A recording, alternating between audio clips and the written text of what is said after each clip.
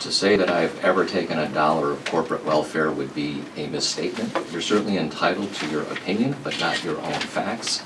My company has been very clear. We have never received $1 of corporate welfare.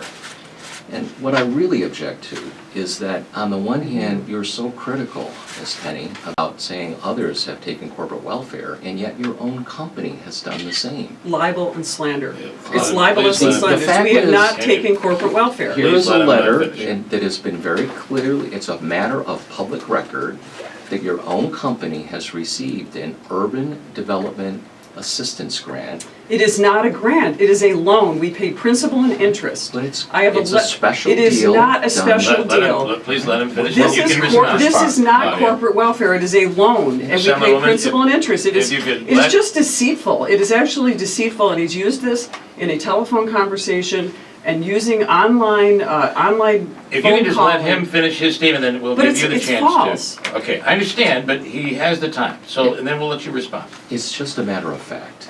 It is an urban development assistance grant, and even if It it's is a not a loan, grant. even if it is a loan, it is provided under federal government auspices through the program Yeah. run by the Housing and Urban Development Program. It is So not. It's totally But false. It's just a matter of fact. Okay. Here are the records. It's a matter of public record. So my objection is not that your company received a grant, because, you know, We that's a matter didn't of receive a record. grant. Is- It is not a grant, and you My admitted that to me in the last debate when we talked about It's- it. Even if it's a loan, the objection is that it is a form of corporate welfare. It is not corporate welfare. Because it is It's a matter amazing. of dollars coming from the federal government to It have is not from stood the federal behind this government. loan. I'll give you just a few seconds, because Just- you've kind of responded already, Right. but. That's $16 million in tax credits. A tax credit is cash back. Mr. Babinec's companies receive $16 million in corporate welfare, which is cash back to the company, whether it's a grant or a tax credit. It's not a In special deal. You fill out your tax 2014 and return, you 15, take you've the spent, credit. you claim you don't have special interest money. You've spent almost $1 million lobbying. You sit on one of the biggest lobbying PACs, political action committee in the nation, lobbying for tax breaks. Not My true. family business, Not true. we invested $4 million. It's fact. It's not true. All you do is a Google search and you can find it. My family business invested $4 million in new products and services in Sherburne, New York. The village of Sherburne, the tiny little village of Sherburne, wanted to participate because they have a loan fund. In that loan fund, they collect interest just like a bank would. Ms. Myers talks about access to capital. We are a small business. We only have 70 employees.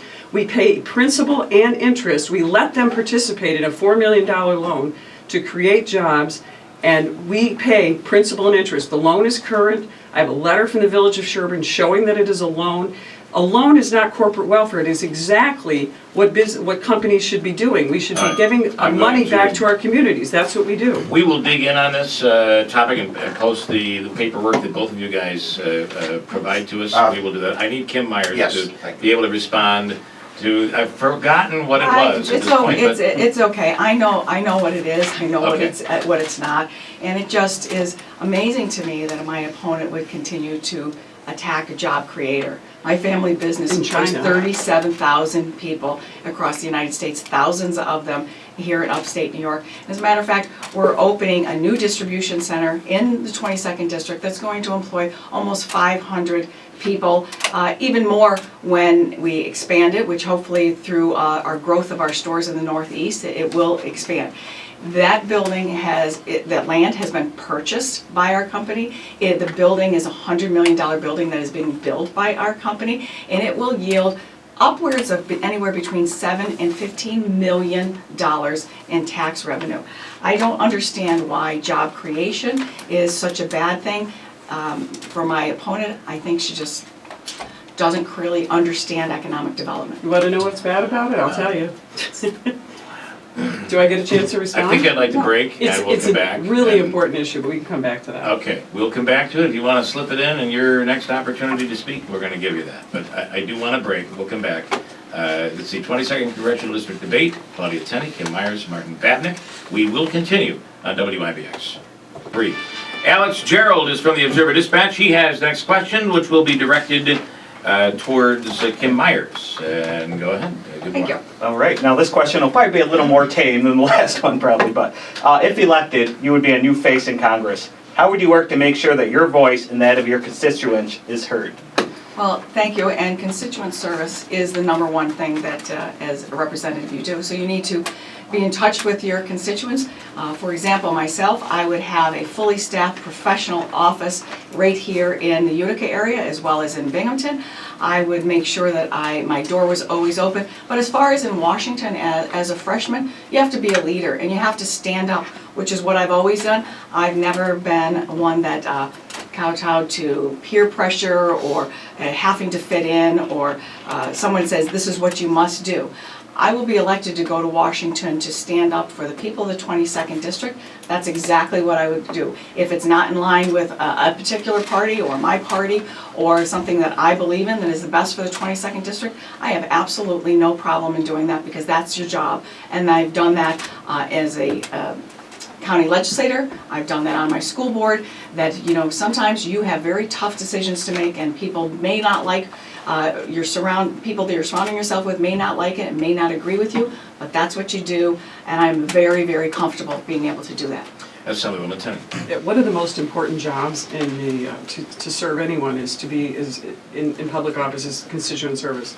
I currently serve in the longest district created in the history of New York. I have 7 counties, which means I have 7 legislatures, 7 DAs, 7 different groups of people for each county. I must work with all the counties and all the local governments, small and large, and each individual. In Congress, it's a little bit different function. We have an even bigger constituent base, so we would have offices obviously in Binghamton and Utica, maybe even another one in between, but that's just part of it. I mean, our federal government was founded on the principle of individual rights and freedom and protecting our military, and so that's one of the prime roles of someone who serves in this position, is to help our veterans and our military to fight against some of the horrible things happening with the VA.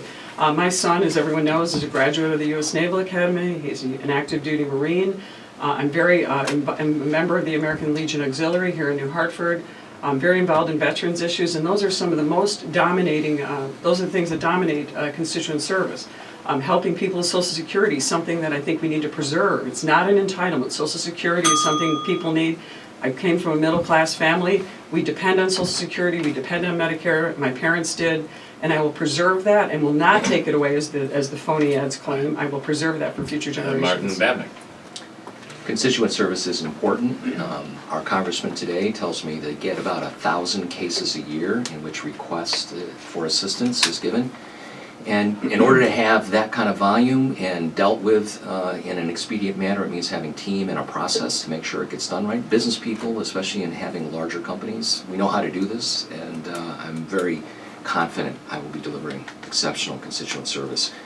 But when I think about being a first-term congressman as part of a body of 435 people, I would be the only independent congressman in the entire country, and that puts me in an enviable position to work on behalf of our voters, because I get to work with both sides. I'm not really beholden to the leadership of either party. I don't have any special interest contributions, so I don't have any ties there. And I really have the opportunity to concentrate on getting things done. Right now, our two parties are so divided, and there's such an unwillingness to cross party lines, we end up having this gridlock.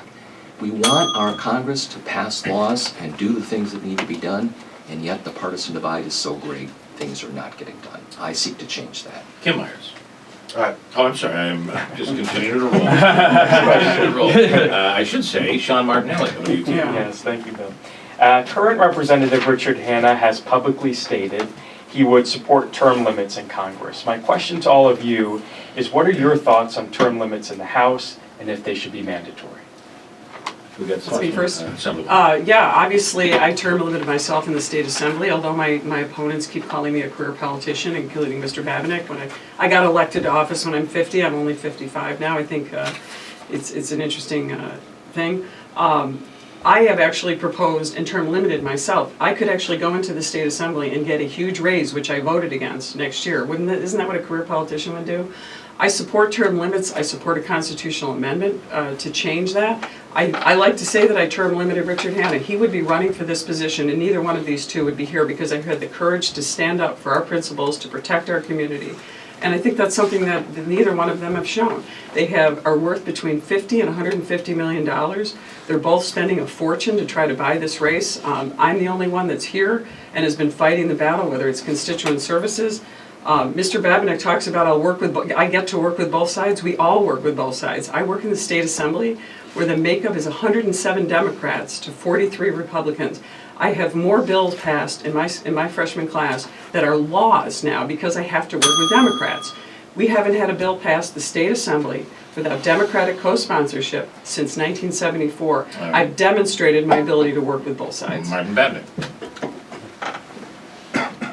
I'd point out that what gives someone the label of a career politician is not just the years, but in Ms. Tenney's case, the fact that I think it's something like 6 races in 8 years you've run. This is an indication Primaries? of really the nature of your interest. But let me say, when it comes to term limits, I'm absolutely committed to that. I'm signing a term limits pledge for no more than 3 terms, and I would absolutely advocate for term limits in both the House and the Senate. Fact is, we have the fox guarding the hen house, and we're not likely to see Congress pass that, even though there are some that would vote for it, myself included. The only way we're going to be bringing about the change that we need to bring is going to start having our parties come a little bit closer to the center, because right now we're too divided. As an independent candidate, I'm actually the best hope to help bring our 2 parties closer to the center where most of our voters reside. And there's clearly an interest on the part of our voters that we should have term limits. And Kim Myers. Thank you. I am in full agreement of term limits. I think it's interesting that Ms. Tenney says she term limited herself by running for another elected political office, but that's okay. Myself, I would definitely agree with term limits because we have career politicians that are, especially in Washington in every aspect, who are too busy trying to keep their job that they're not able to do their job. Our founding fathers designed a system in which they believed that you were supposed to serve and then go home. That's what I would do in Congress, and I definitely agree with Congressman Hanna of term limits. Thank you. Hey, they both took shots at me. I think I should get a chance to respond. Okay. First of all, running for 8 offices because I've been fighting the establishment virtually with ideas and no money. I'm sitting against 2 self-funding multimillionaires who are both liberals, demonstrated donations, advancing Obamacare, Hillary Clinton, Andrew Cuomo, accepting corporate welfare, involved in pay-to-play schemes. That's who I'm running against. These people can literally buy this election. And when she's talking about money and career politics, I was outspent almost 15 to 1 against Richard Hanna, $3 million to $180,000. I almost beat him. So I ran again. You guys didn't come into the race until Richard got out. And guess what you're doing? You're spending millions of dollars, unprecedented spending in this community, almost $6 million by Nancy Pelosi. That's not career politics. That's trying to buy an election. I assume the 2 of you would like to respond. Yeah, We'll start with Martin. Absolutely. Fact is, I didn't run a primary in the Republican Party. You and tried. I explored it and decided it was not a good idea. Well, I've they been an realized you were a independent voter. Hillary supporter. Ms. Tenney, please let I've been an them independent respond. voter my entire life. Let me point out that when it comes to the whole notion of funding, that even Ms. Tenney has had millions of dollars in special interest contributions for both the PACs and super PACs, and I am going to be outspent by both of my opponents. So yeah, I'm fortunate that I've lived the American dream and been able to use my own resources to advance my candidacy, and I'm not embarrassed about that. But I believe not taking any special interest money gives me an advantage to represent the voters of this district. I've not taken any corporate welfare.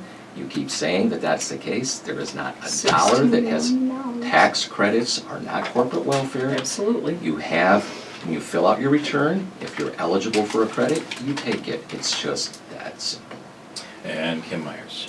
Yes, thank you very much. I appreciate the ability to respond, and I appreciate Mr. Babinec for not interrupting and jumping, and I respect that.